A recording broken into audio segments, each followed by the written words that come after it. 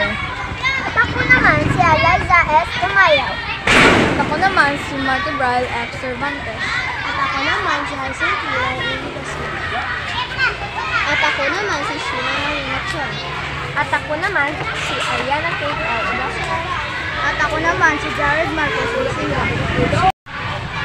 Kami ang ika-4 na pangkat ng Grade 4 SSES. Magandang araw! Ako si Myron Esther GNM. Halika kayo at sabay nating alamin ang kasaysayan at mamangha sa natatanging ganda ng The Ruins. Taj Mahal, matatagpuan sa India na ang ibig sabihin ay Crown Palace. Ito ay itinayo ng emperor para sa kanyang asawa na namatay sa panganganak.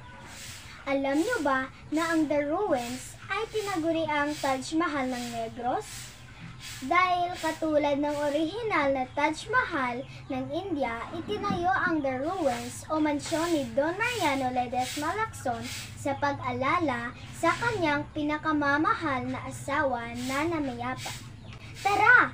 Ating alamin ang natatanging kasaysayan ng Don Mariano Mansion o ang The Ruins.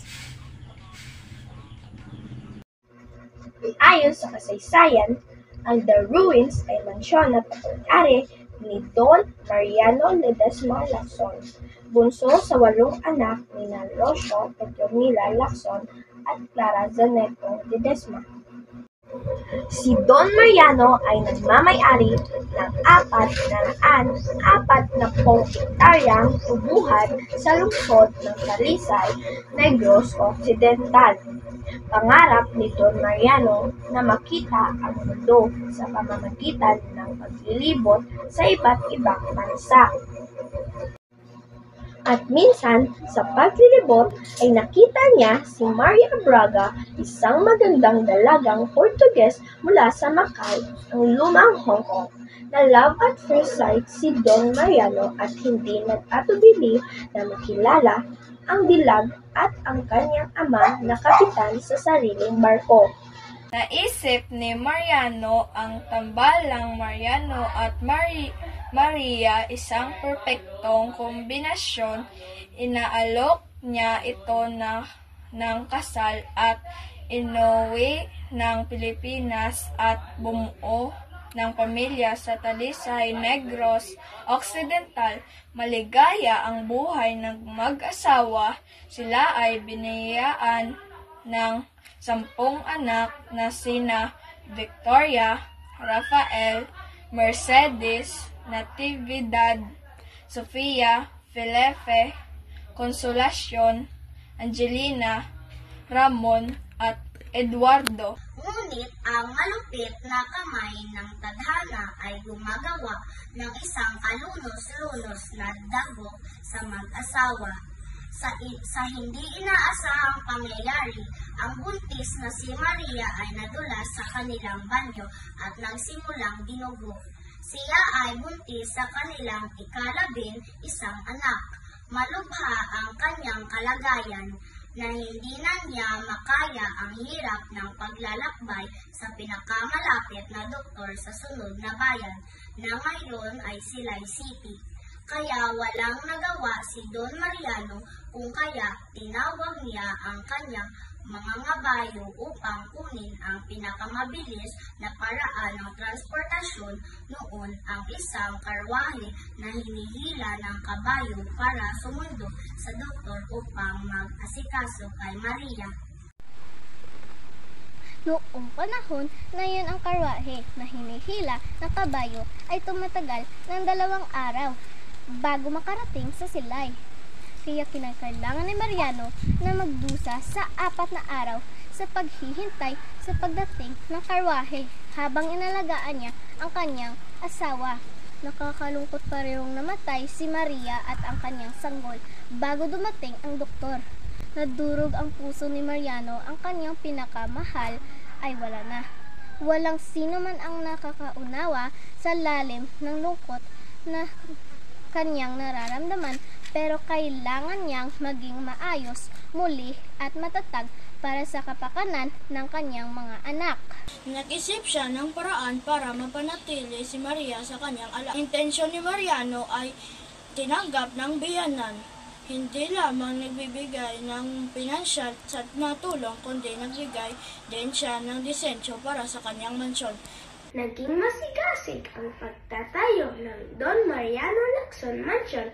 Ipinagkatiwala ni Mariano ang desisyon at mga detalye ng gusali sa isa sa kanyang mga anak.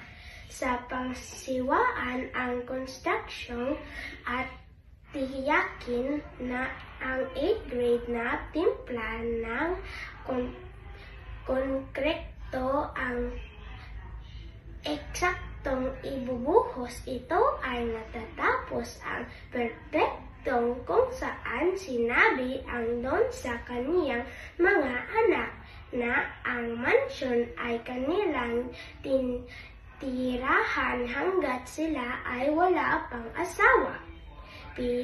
Pinahalagaan ng pamilya sa buong mansyon ang mga aala ni Maria at ang buhay ay nagpatuloy na maganda para sa kanilang lahat. Mula noon, ang dalawang palapag na mansyon ay may Italianong arkitektura at may mga neo-romantic na mga haligi sa paligid. Na ang mga palatandaan ng pag-ibig ni Mariano kay Maria. Nariyanan ng dalawang letrang M na hinulma sa mga nakahiga na posisyon sa bawat poste sa paligid ng labas ng mansyon. Mga simbolo na kumakatawan kay Maria at Mariano. Ang huling proseso sa paggawa ng mga konkretong pader at poste ay gawa gamit ang mga puti ng itlog na hinalo sa semento para sa isang pino at kasing kintab ng marmol na kumakatawan sa katangian ng balat ni Maria, gaya ng mga Mediterranean at mga haligi ng pinatibay, hindi ng mga ordinaryong mga metal, kundi ng mga makakapal na haliging metal na ginagamit sa patatayo ng mga riles. Ang mansyon ay isang instruktura para kay Maria na maaaring tumagal na habang buhay. Ngunit lahat ng magagandang bagay ay nakatadhanang natatapos.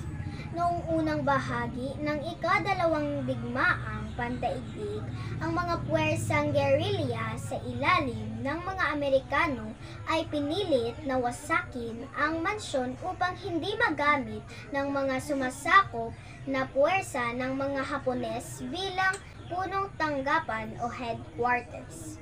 Ang pagsunog sa mansyon ay umabot ng 3 araw at nagpabagsak sa bubong at sa 2 pulgadang sahig na gawa sa kahoy.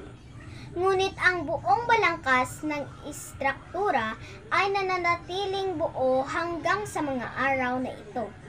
Ang mga labi ng nasunog na mansyon ng isang napakagandang tanawin, ang malaki at magarbong disenyo ng fountain na nakapag-aalala sa plaza sa paligid ng Italy ay ipinagmamalaki sa harap ng pasukan ng mansyon.